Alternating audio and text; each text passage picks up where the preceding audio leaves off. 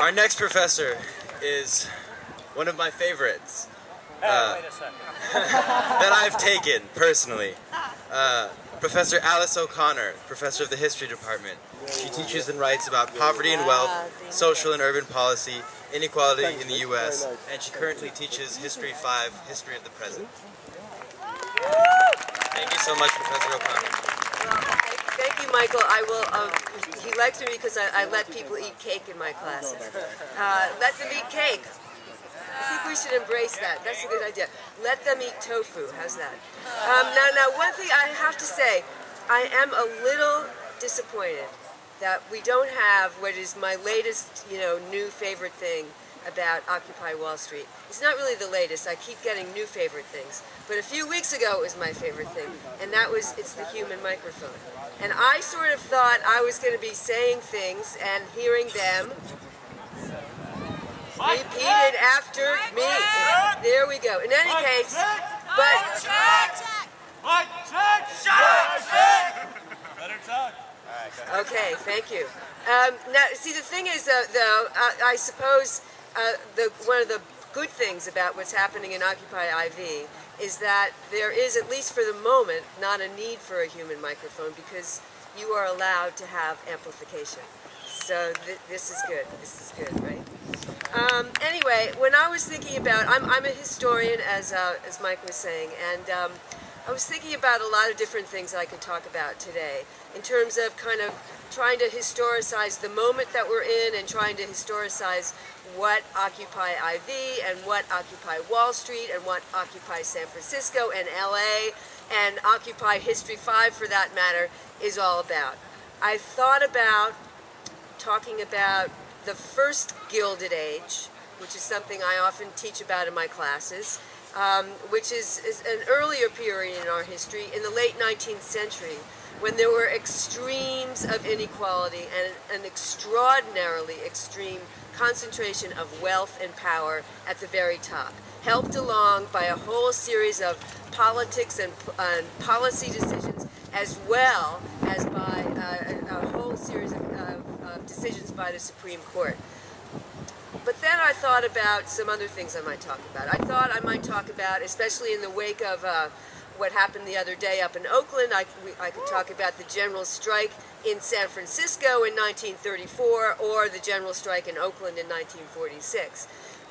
Interesting thing about the 1934 general strike in San Francisco is that it was accompanied by a large-scale movement throughout the state of California, headed by Upton Sinclair, the famous muckraking journalist, who ran a campaign for governor on the platform of ending poverty in California, otherwise known as EPIC, a goal that we have lost. So I thought about those things, but then I decided that I wanted to talk about something else, something somewhat related to the EPIC campaign. And the reason I want to talk about it is because it's something that has gone almost entirely missing from the whole debate about the Great Recession, from the whole debate even about what's happening right now with the movement to Occupy Wall Street and the movement for economic justice.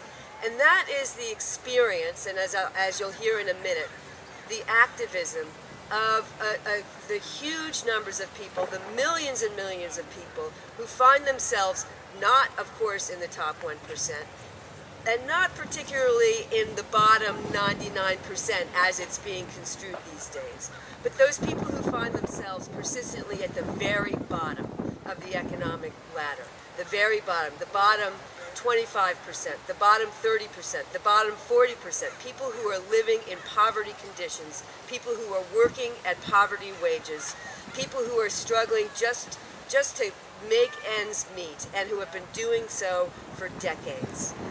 Those are the people who often just get completely overlooked in this debate. And right now, I have to tell you, with the recent release of census statistics a few weeks ago, they are 46 million strong.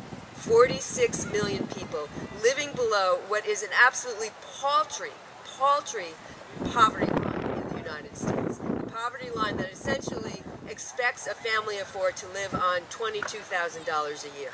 Okay, so there are 46 million people in the United States who fall below that standard of living. Now, what I want to talk to you about, though, is that there was a moment in our history when those people, based on their experience, but also based on an extraordinary campaign, organized, mobilized in an amazing moment of protest that very much, I really think, mirrors in interesting ways what's happening on Occupy Wall Street today. The reason, is you'll hear a little bit more about, but the things I wanted to note about it that are especially, interesting as parallels, is that they mobilized in a way really they had never mobilized before. That is to say, in a multiracial movement organized around issues of economic justice, using the tactics of nonviolent, peaceful demonstration, and also occupying public space for a long time, and in such a way that told people, that sent the message, we are not going away until our demands are met. They also organized this mobilization as a very self-conscious expression in democratic deliberation, an alternative vision of what democracy actually could look like. And again, all playing out in public space, in fact, in the most public space we can possibly imagine, that is Washington, D.C. So what I'm talking about is known as the Poor People's Campaign of 1967-1968. Let me just ask, has anybody heard of the Poor People's Campaign? Tell the truth. Okay, great. Anybody else? Okay, so you can see very few people have even heard of the Poor People's Campaign. Very few people can even imagine that there was such a thing that would call itself a Poor People's Campaign, that gathered people from around the country with the ultimate goal of ending poverty, not just in California, but ending poverty in America. And for that matter, not many people can even imagine that there was a time in our country when actually the President of the United States and the administration dedicated itself to what was known as a war on poverty and actually embraced as its goal the end of poverty in the United States by the year 1976. Now, there are lots of politics involved in that, and many people have said, were they really sincere in embracing that goal? But the idea that it was even a possibility, that it was part, in fact, of mainstream politics, is something that seems to have been completely wiped out of our historical memory. And I think it's very, very important for those who are occupying Wall Street, for those who are occupying Isla Vista, for those who are trying to embrace and actually demonstrate an alternative vision of what democracy and economic justice looks like. Remember that and embrace that. So let me tell you a little bit more about the Poor People's Campaign of 1967 and 1968. It got its start very much as part of the civil rights movement. It was a strategy that was developed by Martin Luther King and the Southern Leadership Council. It was developed as part of a strategy in 1967 at a moment when the civil rights movement was really at a crossroads. These were very, very difficult times for the civil rights movement. Key legislative gains had actually been achieved: 1964, 1965, Civil Rights Act, Voting Rights Act. There was a big struggle in Congress about whether we should have fair housing legislation.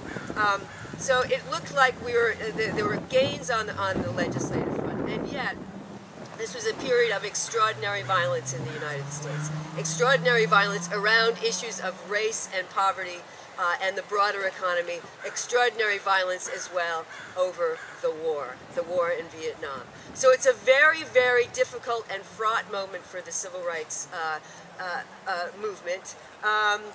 King himself was becoming increasingly and more and more explicitly radical in his politics, but especially in his economic message. Increasingly saying we need to go beyond the civil rights demand of this movement for true economic justice and a genuine redistribution of wealth.